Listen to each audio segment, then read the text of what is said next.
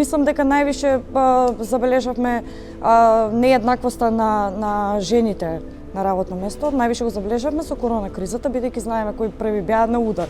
Токму тие бремените, хронично болните и мајките на деца од 10 години, така да тоа само ја покажа ситуацијата дополнително колку е изразена.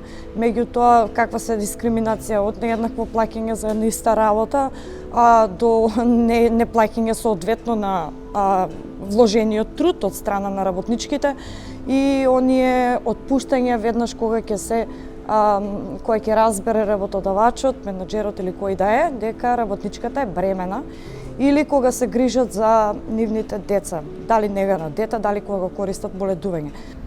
Ако се погледне ситуацијата на пазарот на труд во Република Северна Македонија, ќе видиме дека има поголем број на вработени мажи од жени, односно дека тоа ни укажува на податокот дека дел од жените се повеќе работат во неформалната економија, а со тоа не се заштитени од институционалниот систем за заштита предвиден со Законот за работни односи. Односно, се случува жената ем да работи, ем да не ги ужива правата, бенефициите и заштитата од институциите. И тука сметам дека во тој меѓупростор се случува најголемата дискриминација, родова дискриминација во трудовата сфера.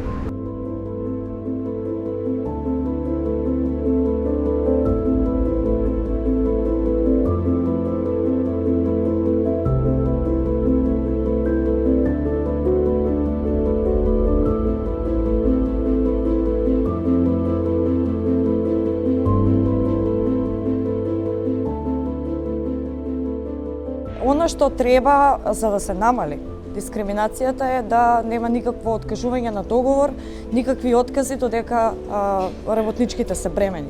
Значи да имаат право на платено породилно отсуство. Дополнително дека не смее да има договор за вработување на определено време до 5 години како што е сега.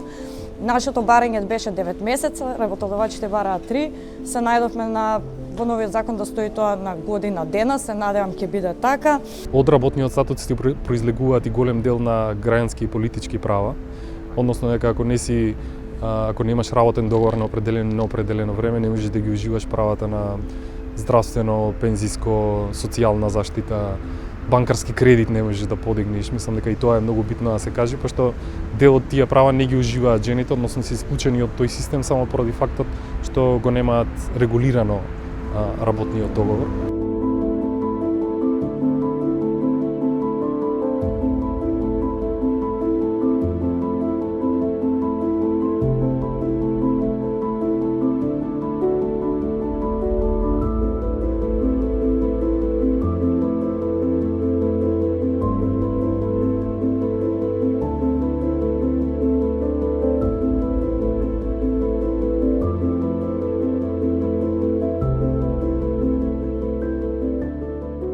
Нов закон за работни односи е потребен поради фактот што до сега беше многу од тој закон, моменталниот закон беше недокажан, не беше баш концизен, не беше прецизен односно. И сметам дека треба да биде донесен конечно еден закон кој што ќе биде во корист на работниците и работничките, не на работодавачите.